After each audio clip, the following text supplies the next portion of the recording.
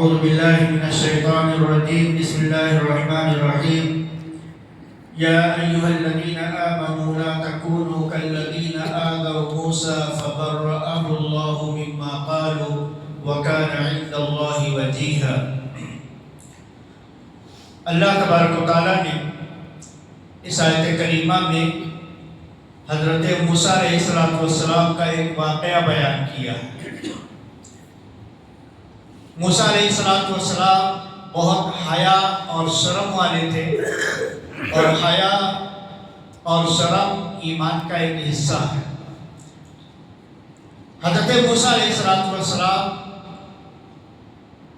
ہمیشہ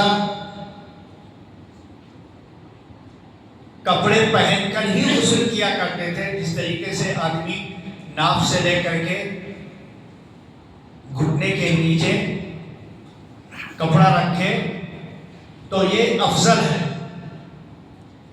آدمی بند کمرے میں بغیر کپڑے کے غسل کر سکتا ہے، لیکن افضل یہ ہے کہ آدمی کپڑے کی حالت میں سطر ڈھک کر کے غسل کرے۔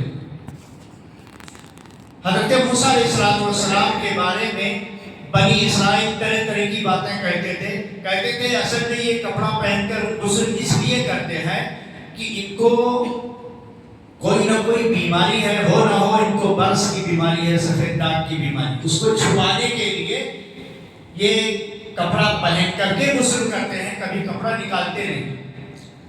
اللہ تبارک و تعالیٰ نے معجزانہ طور پر ایک دن حضرت موسیٰ علیہ السلام نے اللہ کی مرضی اور حکم اور اللہ کی مشیت، آپ نے کپڑا نکال کر پتھر پہ رکھ دیا اور غسل کرنے لگے۔ آپ جب غسل کرنے لگے تو کپڑا جس پتھر پر رکھا ہوا تھا وہ پتھر بھاگنے لگا۔ یہ کوئی قصہ نہیں ہے، قرآن کی آیت کا ترجمہ اور قرآن کا شان نزول ہے۔ پتھر کے پیچھے پیچھے موسیٰ علیہ السلام دوڑے، اور دوڑتے دوڑتے وہ پتھر کپڑا لے کر بنی اسرائیل کی اس مجلس میں پہنچ گیا جہاں لوگ مجلس لگا کر بیٹھے ہوئے تھے، اور لوگوں نے حضرت موسیٰ علیہ السلام کو دیکھا کہ ان کے اندر کوئی برس کی بیماری نہیں، کوئی سفید داغ کی بیماری نہیں، کچھ نہیں ہے، کوئی بیماری نہیں ہے۔ چنانچہ حضرت موسیٰ علیہ السلام نے وہاں سے کپڑا لیا اور واپس آئے۔ اللہ کے نبی صلی اللہ علیہ وسلم ایک غزوے کے موقع پر مال غنیمت تقسیم کر رہے تھے، تو آپ نے مال مہاجرین کو، یعنی جو مکہ سے ہجرت کر کے مدینہ گئے تھے، گھر بار چھوڑا تھا، ان کو مال زیادہ دیا،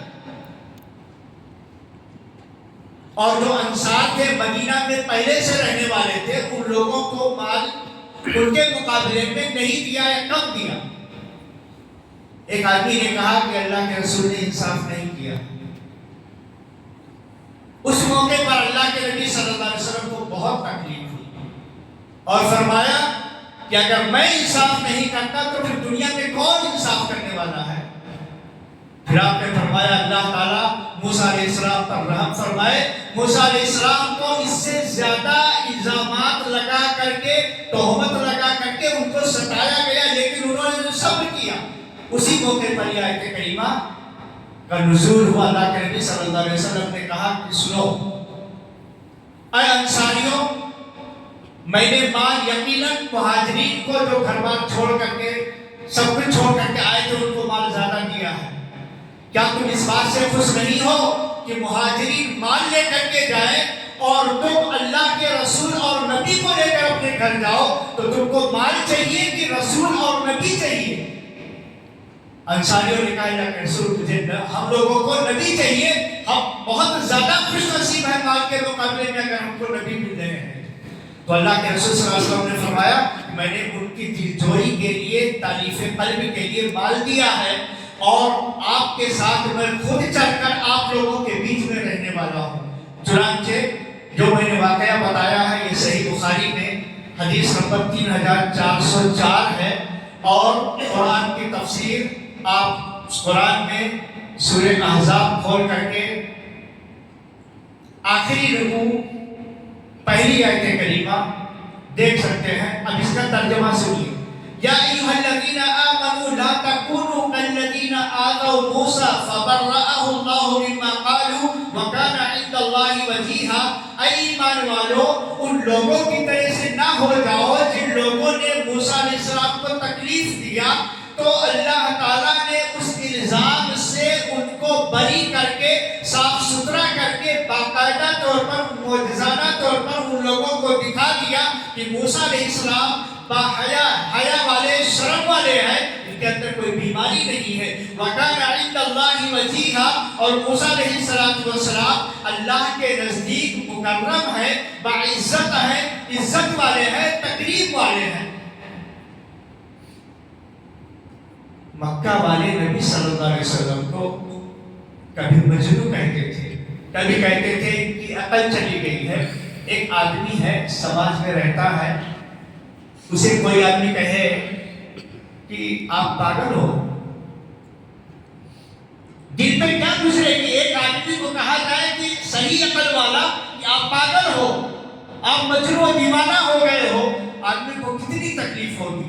جھگڑے لڑائی کی نوبت جہاں تک جا سکتی ہے وہاں تک معاملہ جائے گا. اللہ کے نبی صلی اللہ علیہ وسلم سب کچھ برداشت کرتے تھے. کبھی مجنون کہتے تھے، کبھی جادوگر کہتے تھے، ساحر کہتے تھے، کبھی پاگل کہتے تھے، کبھی کہتے تھے کہ یہ شیطان ان کے پاس آتا ہے، ان کو سکھا کے جاتا ہے. یہ سارے الزامات نبی صلی اللہ علیہ وسلم سن کر برداشت کرتے تھے، اس لیے کہ آپ کے ذاتیات پر وہ لوگ حملہ کرتے تھے. اور نبی صلی اللہ علیہ وسلم نے پوری زندگی اپنی ذات کے لیے کسی سے بدلہ نہیں لیا، اپنی ذات کے لیے کسی سے بدلہ نہیں لیا ہے. اپنے